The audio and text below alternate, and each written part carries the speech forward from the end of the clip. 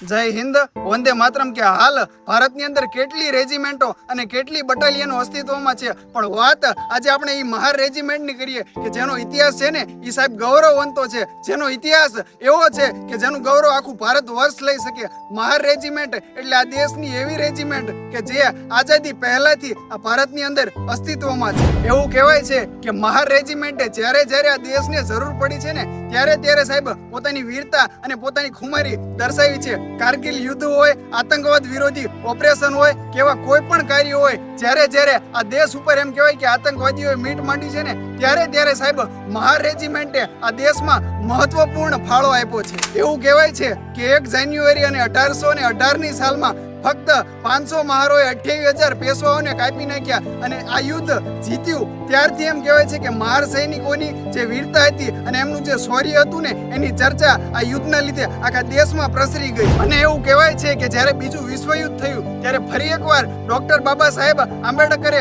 અંગ્રેજ સરકાર સમક્ષ એવી માંગ મૂકી, એવો પ્રસ્તાવ મૂક્યો કે મહાર સૈનિકો જેમને આવા યુદ્ધો લડ્યા છે ને એમની ભરતી તમે ફરીવાર શરૂ કરો અને એમને ફરીવાર લડવા માટે તમે પ્રોત્સાહિત કરો. અને ઇતિહાસ એ વાતનો સાક્ષી છે કે મહાર રેજિમેન્ટની ઘણી બટાલિયનોએ બીજા વિશ્વયુદ્ધ દરમિયાન પોતાની સેવા આપી હતી અને વીરતાથી એમ કહેવાય કે કેટલાય મોરચાઓને સંભાળ્યા હતા. સત્તાવાર રીતે એવું કહેવામાં આવે છે કે 1 ઓક્ટોબર 1941ની સાલમાં મહાર રેજિમેન્ટની સ્થાપના થઈ હતી. જે વખતે એમાં મહાર સૈનિકો હતા. હાલની જે મહાર રેજિમેન્ટ છે એ સર્વસમાવક છે અને અત્યારે એ ભારત સરકારની ટર્મ, કન્ડિશન અને ગાઈડલાઈન પ્રમાણે ચાલે છે. ભારત દેશની અંદર અને ઇન્ડિયન આર્મીની અંદર હાલની અંદર જે મહાર રેજિમેન્ટ છે એની અંદર દરેક જાતિ, દરેક ધર્મ, દરેક સમાજ અને દરેક સમુદાયના લોકો સેવા આપે છે અને આ દેશમાં એમ કહેવાય કે રાષ્ટ્રહિતમાં પોતાનો ફાળો આપે છે. ટૂંકમાં વાત કરીએ તો મહાર રેજિમેન્ટનો જે ઇતિહાસ છે એ શૌર્ય, વીરતા અને દેશ સેવા સાથે જોડાયેલો છે.